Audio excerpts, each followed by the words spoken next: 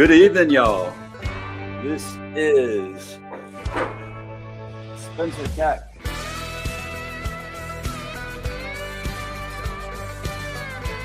And the Hillbilly Think Tank.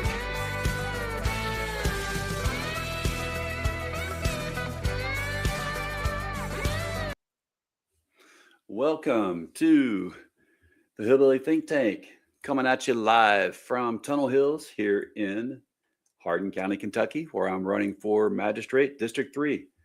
Sorry, had some technical difficulties earlier, but here I am. Y'all, here in Hardin County, we know that there are three things that make life worth living. That is life, liberty, and the pursuit of happiness. Looking for simple life is what makes my life go around, but also looking to serve others on a daily basis. That's just what makes it worth getting up in the morning. Now, do you really feel like we've been served faithfully over the last year and a half? Man, or since January of last year? I can't say that I do. I know that this has been a roller coaster of the last few days. It seems like Congress is just unwilling to cede a little bit of power and invoke the 25th Amendment. No balls there among the guardians of the pedophiles. They're just going to keep on guarding their self-interest. Nation be damned, world be damned, because the whole world is economically in turmoil now due to this damn war. How else can we say it? It's absolutely ludicrous. We shouldn't have any more Americans losing their life over a conflict with Iran in the Middle East. And we have never seen anything this stupid in American history. So just got to know if anyone is still following this fool. Do you need some help? That's all I need to know. Is it impossible to see that this is a fool's errand led by a fool? So, this county could use the billions upon billions of dollars that are being spent on this war. Would have been far better spent here in Hardin County, in Kentucky, and all the places in this nation that could use, some help. We have schools that could use refurbishing all across this nation. We have teachers that could use a bonus, a pay raise, a national salary. Most teachers have master's degrees or greater, and yet they're paid as if they have associate's degrees. In any other field, the amount of pay that teachers get, that's something you pay someone with maybe an associate's degree. We need to nationally recognize teachers. We don't need any more Trump wars. This is the guy who promised us to get away from warfare. Man, well, while I'm waiting for a couple comments to come on in, I'll take a little break here. Give y'all a little relaxation. I don't know if you were as worked up as I am, because it was a great taco night last night. Trump always chickens out. Well, I was glad for that chickening out. We didn't need a nuclear holocaust, but didn't even last 13 hours. Come on. When is the insanity going to be recognized for what it is? Complete insanity. All right. Give people time for their comments. I know usually folks like to make comments here, and then I'll be right back after this break.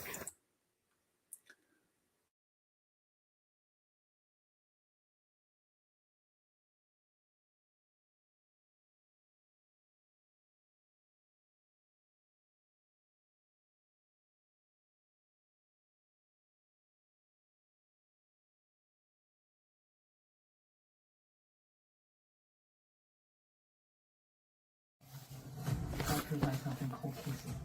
Maybe things can go back to the way they were. The way things were might not exist anymore.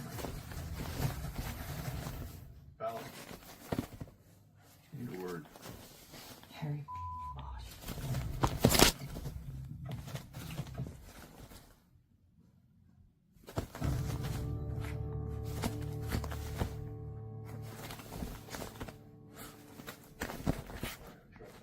Clean tag. What good does that do if there's not enough guys to move it? I mean, am I the only one with any idea how fucking huge this deal is for us? Hey, look who it is. We should show up for work. What's going on?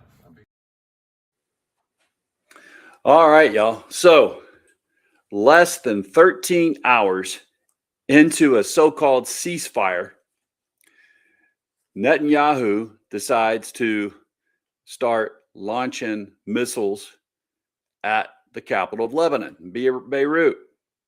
That was part of the ceasefire, was that would not happen. Yet here we frickin' go. You know, what do they have on Diaper Dan?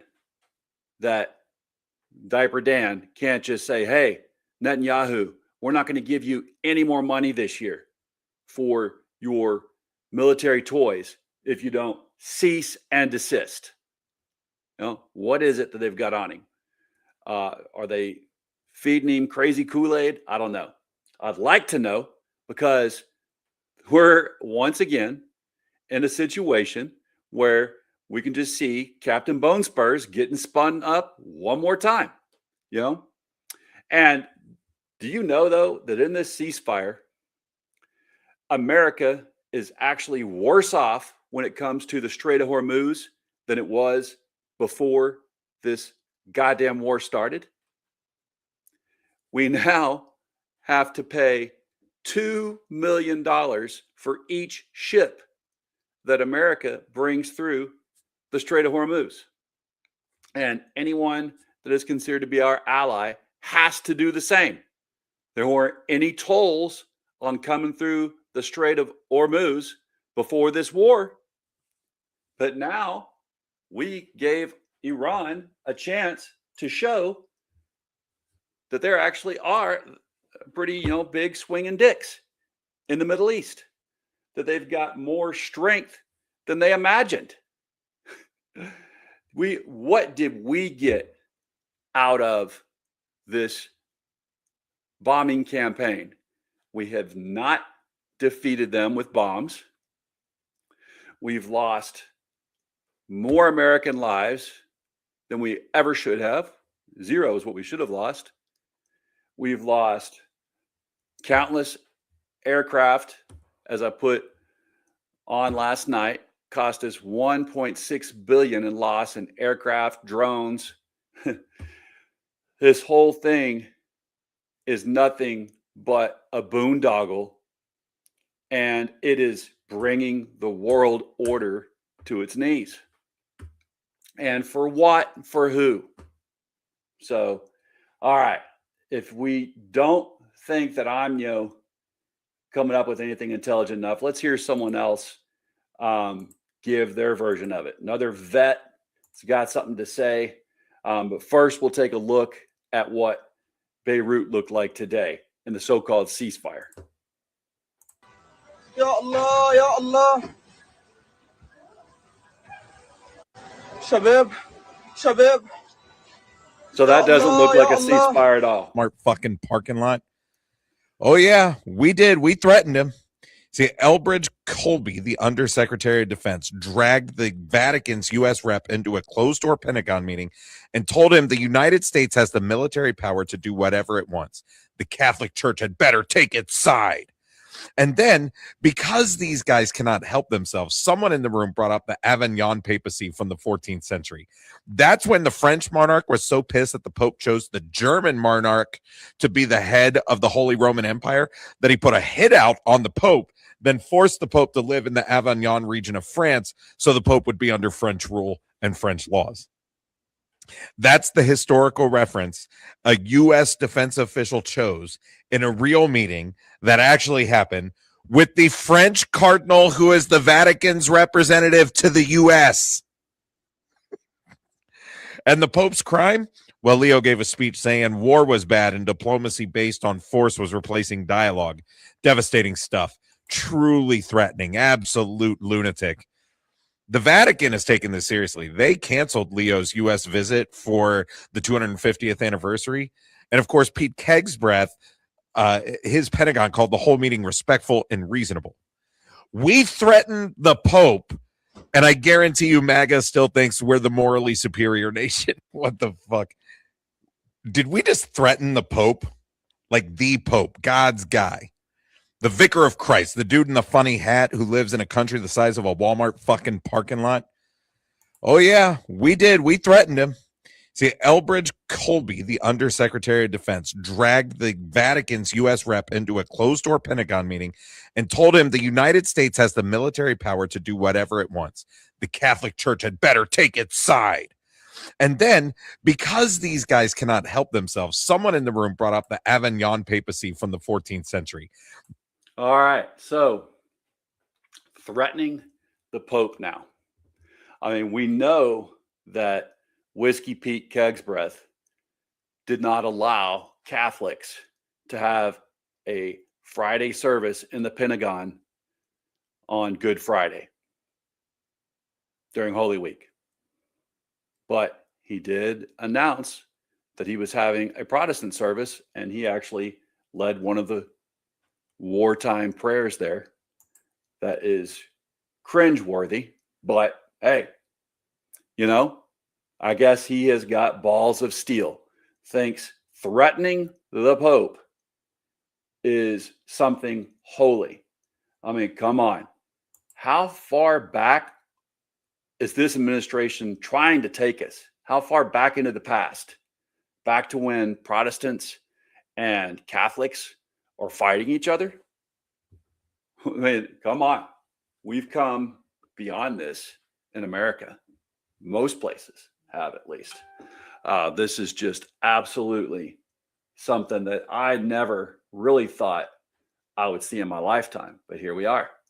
All right, well, let's see a couple of other people's takes on what's going on. Again, besides just mine, it is absolutely something unimaginable. You know, I really thought last night when I ate my tacos at local great Mexican restaurant that I was really having the best Taco Tuesday of my life, when, you know, it looked like we were going to have a ceasefire that, like I said, didn't last even 13 hours.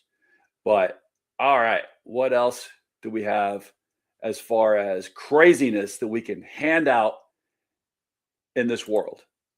Who else can go crazy with us or as much as us? Is there anybody else? That's what I really would love to know, because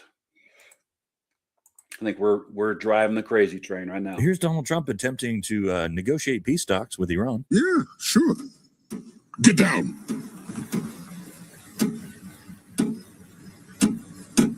No, I ain't mad at you. I just want to talk to you.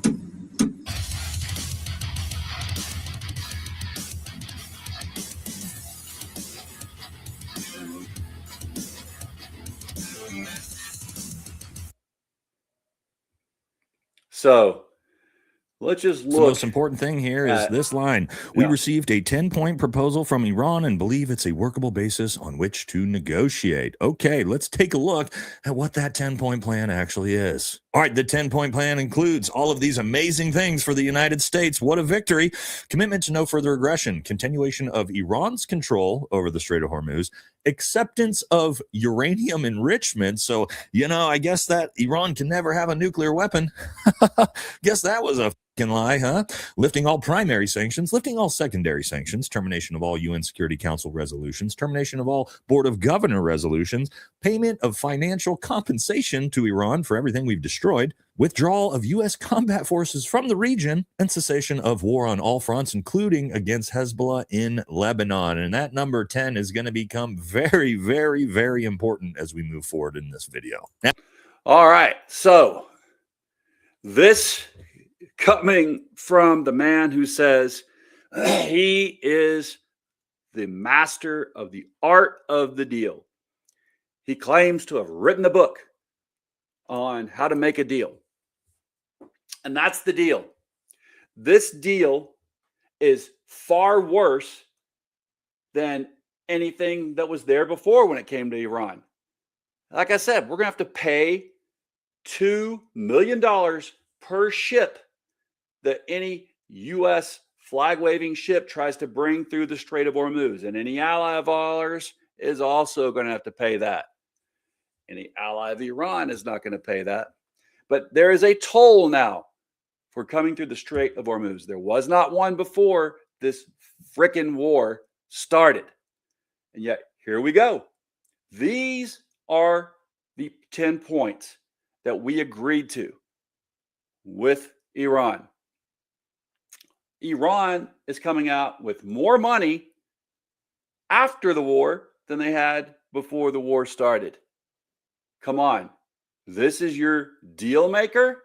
This is your deal maker in chief?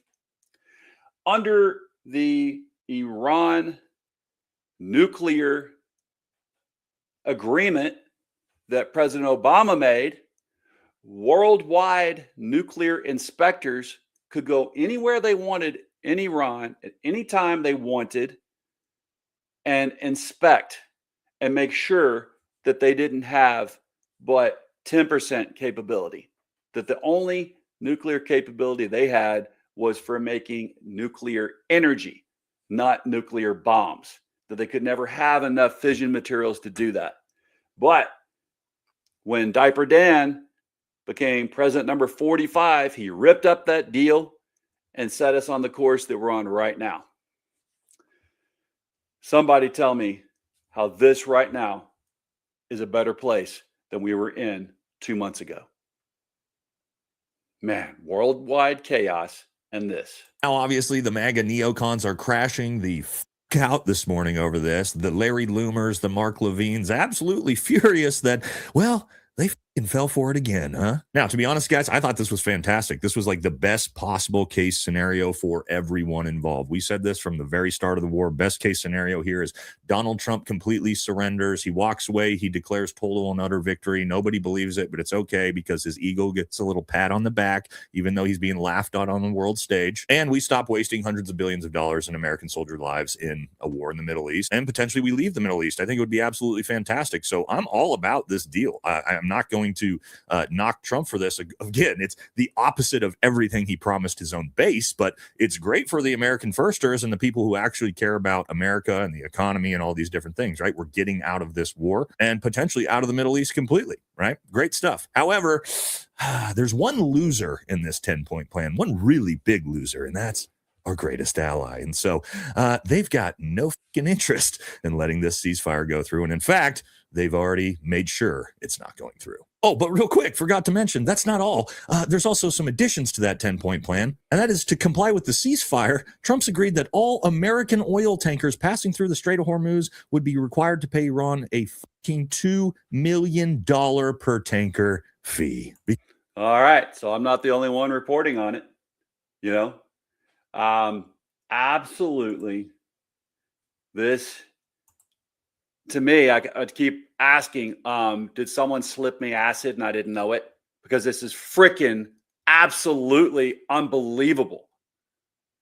I cannot believe this is the world we live in, and we're calling this guy a genius. Why is he at 31% popularity and support right now? What the hell? So, yeah. So we got Adios 5416 saying Trump. All right. Well, is Trump your daddy or is Trump a bitch? Which one do you mean there by that? Because I think he is absolutely bonkers. We should be invoking the 25th Amendment, the Constitution. No one in the Guardians of the Pedophile Party has the balls to do that.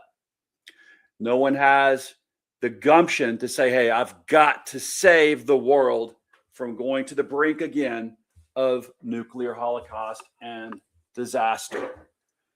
That's where we stand right now. And to think otherwise is just to say, hey, I've got to ride the crazy train, no matter how far it takes me. And, yeah.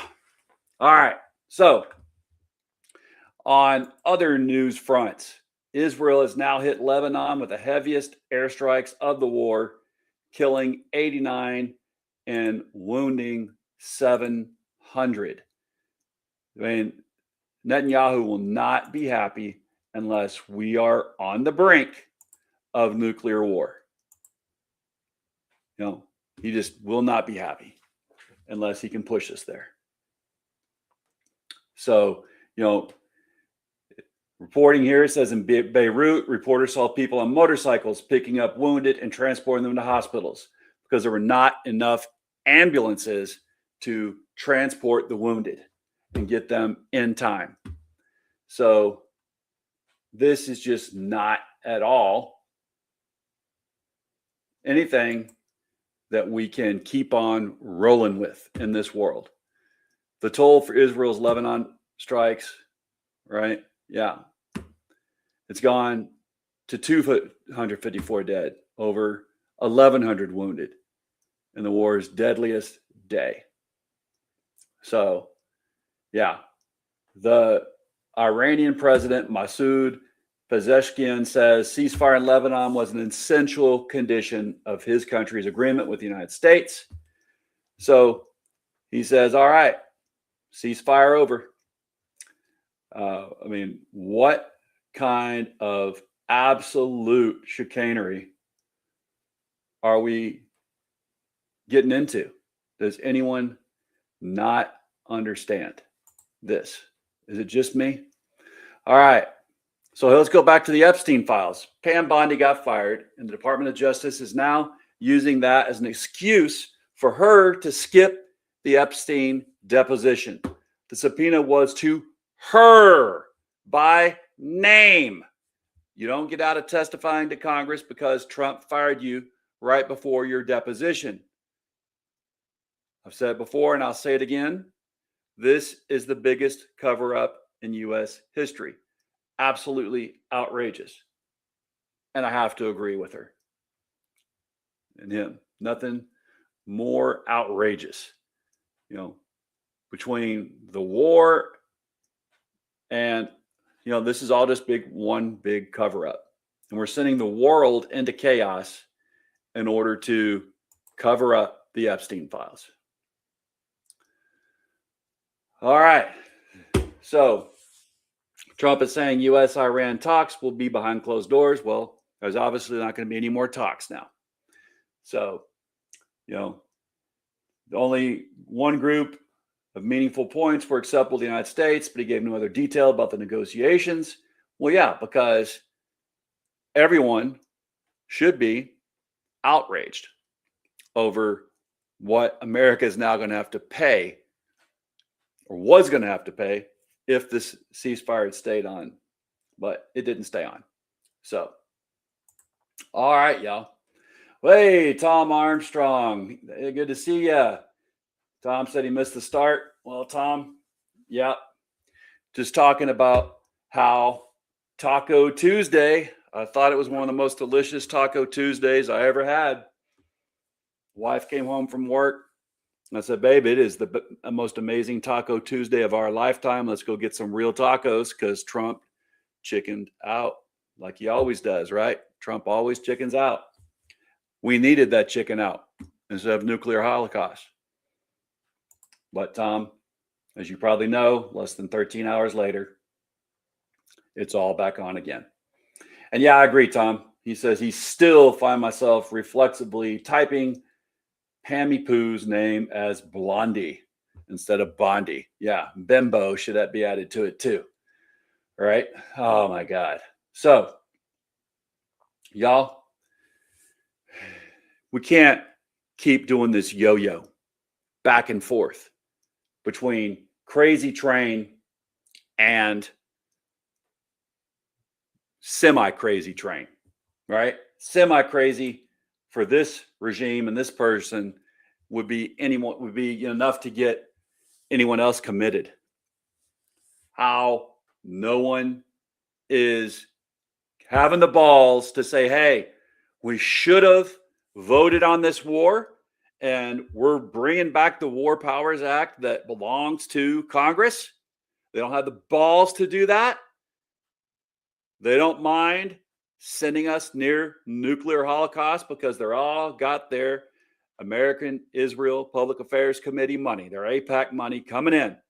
They don't want that to be shut off because that's what keeps them running their campaigns, no matter which party we're talking about now, Republican or Democrat. Y'all, I feel and I knew that the attacks in October, they were absolutely horrendous and heinous. I was pro-Ukraine and pro-Israel all the way up until Netanyahu and Trump announced they were going to make Gaza into their luxury resort area. And nope, that was a bridge too far for me. And here we are. It's obvious that Netanyahu knows if he is not fighting a war, that court injunction, we're supposed to appear in court and be indicted, that's going to go down. The only thing saving him is running a war. So he's willing to keep it going as long as he possibly can. And that is not good for American safety. That's not good for our economy. What are you getting out of this? What am I getting out of this? How is Hardin County getting better roads when we're spending these billions of dollars on this war? $200 billion. They want that and more. On top of a nearly $1 trillion budget that they already got this year. Next year, he wants $1.5 trillion. No more medical care for grandparents because there's no money for Medicare, he says. No money for poor kids to get their medical care taken care of through Medicaid, he says. No school lunch money, no school breakfast money. No money for SNAP or anything else either, he says. Only money for war. Interesting. Well, so when is enough enough? When are we going to see real leaders take back the reins, bring us to 3 branches of government with true checks and balances, not just letting the king do whatever he wants? Pam Bondi is not going to have to go to appear before Congress because the president is claiming she has presidential immunity. Wow. All right. That's what happens when, yep. That's right, Robbie. You're saying, thank you, Mr. President. I hope that's ironic. To me, it's an ironic thank you, Mr. President Trump. Because I'm not thanking him for the loss of a dozen American lives. I'm not thanking him for sending farmers bankrupt because last year the tariff wars destroyed the economy of so many farmers here in Hardin County. They couldn't sell their soybeans. China wasn't buying them and Canada wasn't buying them after goddamn tariff war that this president started. And now, right now, during planting season, they can't afford the $5.50 a gallon it costs to get gas here in Hardin County and to get diesel. They can't fill up their tractors and they can't afford the fertilizer due to all of the prices of fertilizer getting jacked up due to that urea not coming through the Strait of Hormuz. So, yeah. No, thank you, President Trump, unless you mean that ironically. Yeah. So, y'all, just got to remember these billions of dollars, and it's going to be trillions by the time it's over, could have been far better spent on feeding folks that are hungry in this county. It could have been better spent housing folks in this county. Could have been far better spent helping out the 1,600 people who lost their good paying job at Blue Oval SK when Blue Oval SK shut it down, and now Ford's taken it over but hasn't retooled it yet. Right? Could have been helping those folks, but they said no. President Trump said there will be no money for labor department next year. And his budget that he's proposing, the $1.5 trillion for the military industrial complex, for the DOD. That's where he wants to spend all the money that American taxpayers faithfully pay. It's going to be another big, extremely ugly, ginormous bill if he has his way, but it won't have any money for Americans first. It'll be Americans last when it comes to regular old working Americans like you and me. Epstein class first is what we'll have written on it, but nothing for regular Americans. It'll be regular Americans last, working man last. All right, y'all. Remember to like and subscribe. I am running for magistrate here in Hardin County's District 3. Y'all, if you elect me to office, I will go down there to the fiscal court with passion for Hardin County, for our hardworking folks that live here in this county, for our farmers, for our small businesses, for our veterans like myself, for our teachers who have been neglected for far too long. I will make sure that our roads are the best in the state, that our emergency medical services are absolutely the best in the state.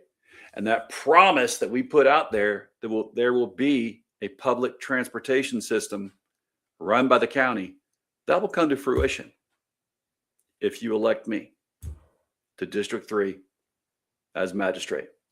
Y'all, in the meantime, let's remember that Kentucky's motto, united we stand, divided we fall, that's not just a catchphrase.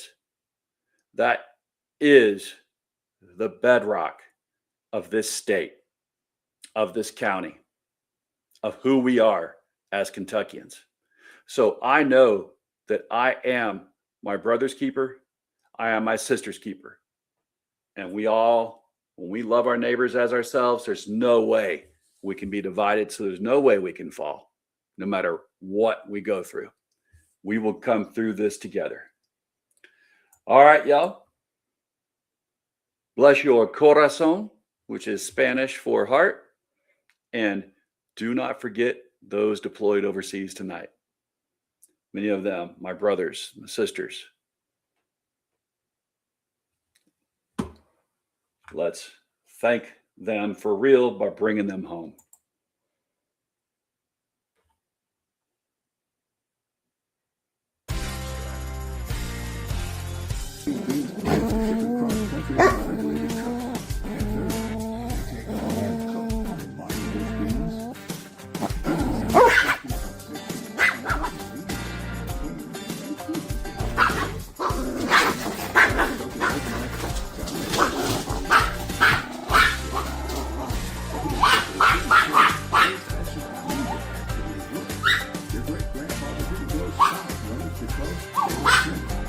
Because when the bank foreclosed on farm